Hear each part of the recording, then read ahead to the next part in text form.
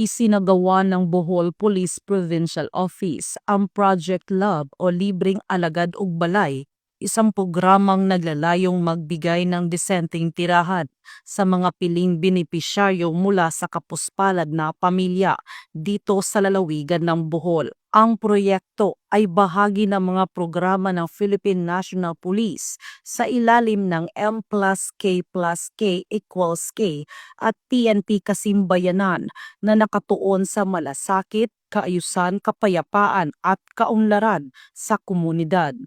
Isa sa mga napiling benepisyaryo ng Project Love ay si Mr. Albert Duan, isang fourth-year student ng Buena Vista Community College na nagmula sa pamilyang may 7 magkakapatid at residente ng Barangay Liloan Sur, Inabanga, Bohol.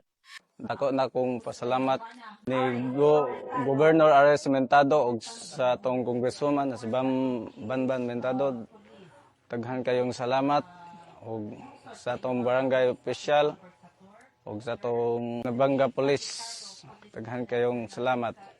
Isinagawa ang programa sa pakikipagtulungan ng pamalaang panlalawigan ng Bohol, mga diocese ng Tagbilaran at Talibon, mga kinatawan ng Kongreso, lokal na pamalaan at iba pang katuwang ng ahensya at sektor.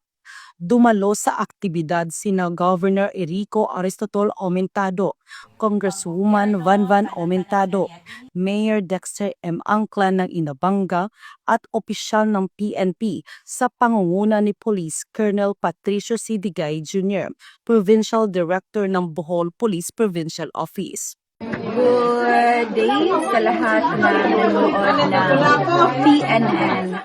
This is Congresswoman Vanessa Aumentado of 2nd District of Bohol. I am actually the wife of Bohol Governor Aris Aumentado. Right now, we just turned over the pang-ika-99 na bahay Balay sa Paglaom program. This is actually our personal advocacy ni Governor Aris Aumentado in collaboration with the program of the police or the kapulisan dito sa Bohol na lab, libreng alagad ug balay or free houses for those who are in need.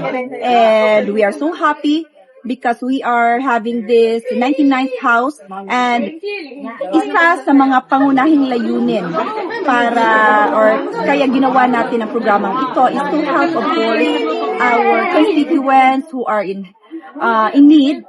Hindi man natin mabigyan lahat-lahat, but we are actually choosing those who are really in dire need of having a decent house. Hindi man malaki, but sigurado kami komportable naman ang ating kapatid or ang ating kababayan na nangangailangan ng bahay. Sa konting pamaraan man lamang, we can share a little of the blessings we have because we are actually using our personal fund. So this is really in line with our personal advocacy ni Governor Aris Aumentado. So sa lahat ng mga pulis, sa ating mga partners, mga volunteers, sa lahat-lahat ng taong tumulong with the program, we are so grateful and happy and sana mas marami pa tayong matulungan. Thank you and once again, good day and Merry Christmas to everyone.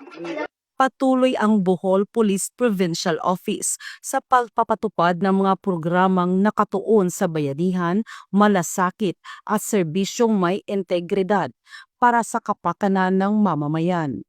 Mula dito sa Barangay Liloan Sur, Inabanga, Bohol, ako yung Police News Network Correspondent, Patrolwoman Nikia Caniedo, alagad ng batas, tagataguyod ng Balitang Pulis.